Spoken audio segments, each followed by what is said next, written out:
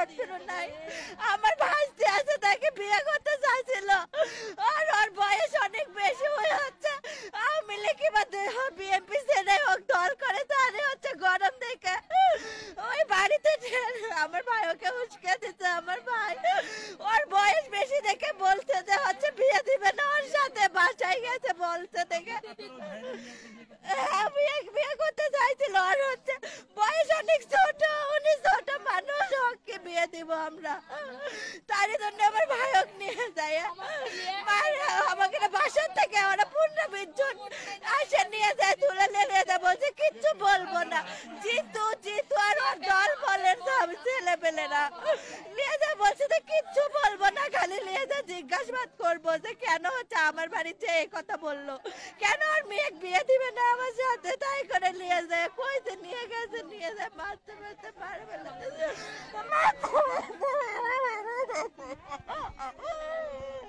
আমার ভাইয়ের লাশ আমরা পাচ্ছি না, আমার ভাইয়ের লাশ কোথায় আমি জানি না। এপারে সবাই ছিল, সব ছেলে পেলে সামনে নিয়ে গেছে, কেউ একটু আগেইনি।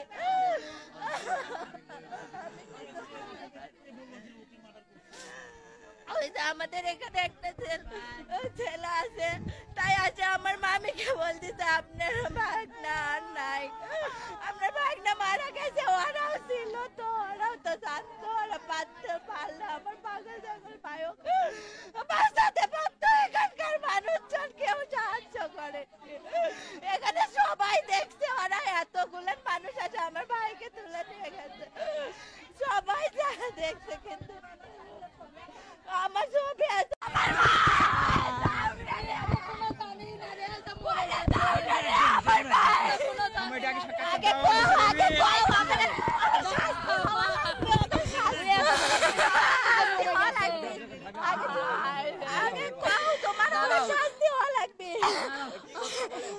আমার ভাই পাগলা সাগলা মানুষ, স্যার সেটা এই এলাকার সবাই জানে যে একটু মাথার সমস্যা। ও সকালে গাড়ি ঠিক করবি, মায়ের থেকে টাকা দিছে, মারছে। ওর কোনো দোষ না থাকলে, কোনো কিছু না থাকলে আমার ভাই কৃষক যায় মারবে ওকে? অবশ্যই আর কোনো দোষ, আর কোনো কাণ্ড আছে। তারপরেও ওরা সবাই মিলে আমার ভাই একটা নাকি ঘুষি মারছে, ওর এখানে লাগছে, তখন সবাই মিলে জিতু যত সহপাঠী আছে সবাই মিলে ধরে ওকে গণ ধুলাই দিছে। আমার ভাই নদী পার হয়ে ওই দিক দিয়ে দৌড়াছে, আমার তো চাপু আমাকে পালে যাতে সাহায্য করে দেয়। আমি জুনাস পারে আমি করছি ভাই, তোর কিছু হবি না ভাই, আমি আছি ভাই, আমি আছি, তোর পালার লাগবে না, তোর কোনো কিছু হবি না রে ভাই, আমি আছি ভাই। করছে না রে, ওরা আমার সেই মারা মারবে। তারপরেও সবাই মিলে আলো, জিতু যত চাই না পেন না সবাইকে নিয়ে আলো, নিয়ে আসে আমার ভাই জিতু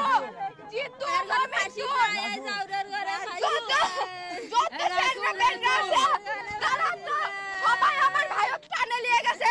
আমার ভাই যাওয়ার পথে আর পাও ধরছে জিতু, ভাই আমার ভুল হয়ে গেছে ভাই, এবারের মতো মাফ করে দে রে ভাই।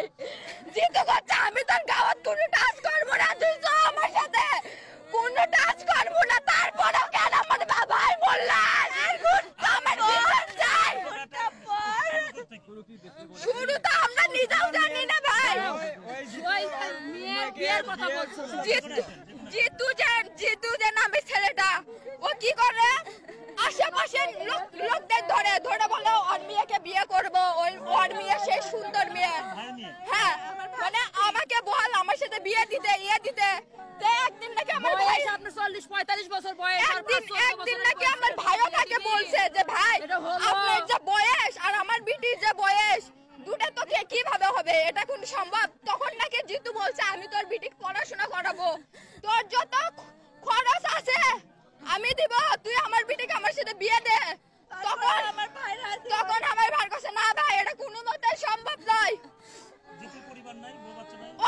কেউ নাই, নিশে খায়, ইয়াবা বেচে ইয়াবা খায়, এই পাড়ার যত ছেলে আছে সবাইকে খারাপ বানাচ্ছে। ওখানে শাকিল যাওয়ার পরে ওখানে গন্ডগোল হয়, হওয়ার পর শাকিলকে মারে, ওখানে মারপিট এক চোট হওয়ার পরে শাকিল যখন বাসায় আসে লুকায়, তখন আমরা শাকিলকে খোঁজাখুঁজি করি, খোঁজা আসে দেখি আমাদের বাসায় আছে। বাসায় আসে যখন জিজ্ঞাসা করলাম যে কেন মারছো, কি কারণে, তখন ও বললো যে ও আমার মেয়েকে বিয়ে করতে চাইছিল, এখানে শুনি ওখানে শুনি, এইসব লাগেতেই ও নাকি গেছিল, যে ও একটা সিনিয়র, অত বড় মানুষ, আর আমার মেয়ে ছোট। এর আগেতে উনি ওই আমার ভাগনা ওই শাকিল ওর বাসাতে যায়, তখন গন্ডগোল হওয়ার পরে ওরা আবার বাসায় আসে। জিতু ভাইয়েরা বাসায় আসার পর বললো যে তো কে পাঠাইছে আমাকে মারার জন্য, বলছে আমাকে কেউ পাঠায়নি। পরেও আমাদের বাড়ির মধ্যে জিতু ভাইয়ের পাও সাপটা ধরে যে মামা আমার ভুল হয়ে গেছে, আমি যা করছি ভুল হয়ে করছি। ও বললো যে আমি তোকে এক চুল মারবো না, একটা টাচও করবো না। ও সবার সামনে দিয়ে, আমাদের বাড়ির থেকে সবাই সামনে দিয়ে অক বের করে নিয়ে যায় ওর লোকজন সহ, এবং সবাইকে বলে যে আমার লোকজন কেউ অক মারবে না, কেউ একটা টাচও করবে না, যা সব থেকে আমরা শুনবো, শুনে অক ছেড়ে দেবো, এই কথা বলে বাইরে থেকে নিয়ে যায়। নিয়ে যাওয়ার পরে আমরা 1 ঘন্টা 1.5 ঘন্টা পর খবর পাই যে অকনয়া নদীর ঘাট ওখানে মারতেছে, এবং এক দোকানদারকে নিয়ে যাওয়া হয়েছিল এখান থেকে। সেই দোকানদার এসে বলতেছে রক্তাক্ত অবস্থায় করছে।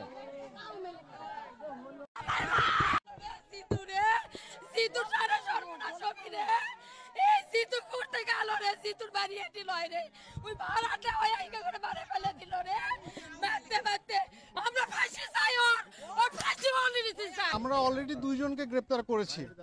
এখানে যে ওনাদের যে বক্তব্য, যিনি মূল আসামি জিতুকে অলরেডি আমরা গ্রেপ্তার করেছি, সঙ্গে আরেকজনকে আমরা গ্রেপ্তার করেছি। আমরা তথ্য যাচাই বাছাই করছি সে ঘটনার সাথে জড়িত কিনা। যদি ঘটনার সাথে জড়িত থাকে তাকেও আমরা গ্রেপ্তার দেখাবো। যে আমাদের কাছে এখন পর্যন্ত এইটুকুই আছে। ধন্যবাদ। কি ঘটনা হলো আজকের এই মার্ডারটা একটু বলবেন? মানে এখন পর্যন্ত কি কোনো কিছু আসলে জানা গেল কিনা? আপনারা তো পরিবারের কাছ থেকে শুনলেন, পরিবারের কাছ থেকে তো আপনারা যেটা শুনলেন আমরাও তো এখানে পরিবারের কাছেই শুনলাম। পরিবারের কাছ থেকে যেটুকু আমরা পেলাম যে ভিকটিমের মেয়েকে বিবাহের প্রস্তাব তারা দিয়েছিল, এটাকে ঘটনাকে কেন্দ্র করেই, আসলে পরিবারের অসম্মতি ছিল, এটাকে কেন্দ্র করে ঘটনা। আমরা বাকিটা আমাদের তদন্তে বের হয়ে আসবে। ধন্যবাদ।